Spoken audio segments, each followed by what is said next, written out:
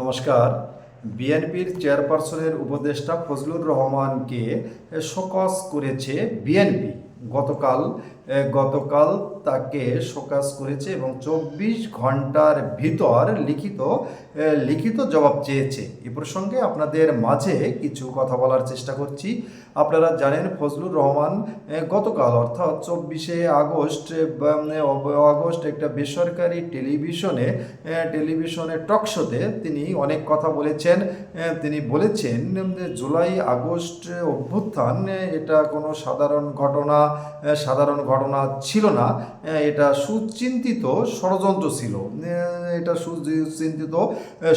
ছিল। এবং এই ষড়যন্ত্রের নায়ক হিসেবে এবং কালো শক্তি হিসেবে বাংলাদেশ জামাতে ইসলাম এবং ছাত্র শিবিরকে তিনি বলেছেন এবং অভিনেতা হিসেবে সার্জিস আলমদের আখ্যায়িত করেছেন। এর আগেও আপনারা জানেন ফজলুর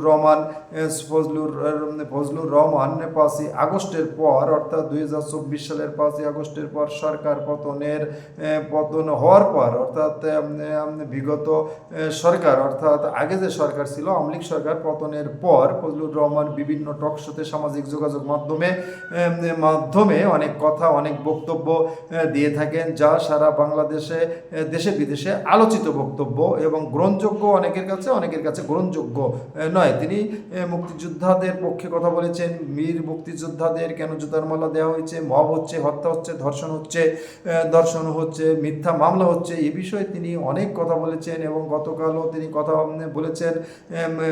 তাহলে এ সকল কথা বলার কারণ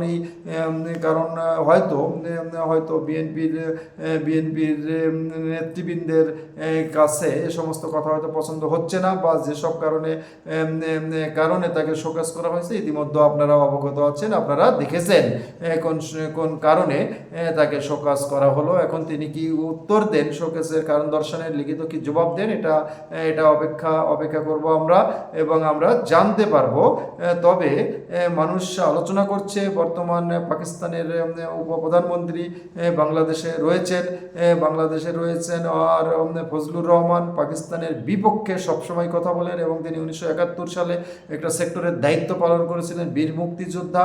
আজকে পাকিস্তানের বিরুদ্ধে কথা বলার কারণে এবং ৫ই আগস্টের সম্পর্কে কথা বলার কারণে কি তাকে শোকজ দেওয়া হলো? যাই হোক, এটা অপেক্ষা করতে হবে এবং তিনি কি উত্তর দেন এবং এর ফলাফল কি আসে আজকে পর্যন্তই। আপনারা সকলে মন্তব্য করবেন, মতামত জানাবেন, এই আশা রেখে শেষ করছি। ভালো থাকবেন, নমস্কার।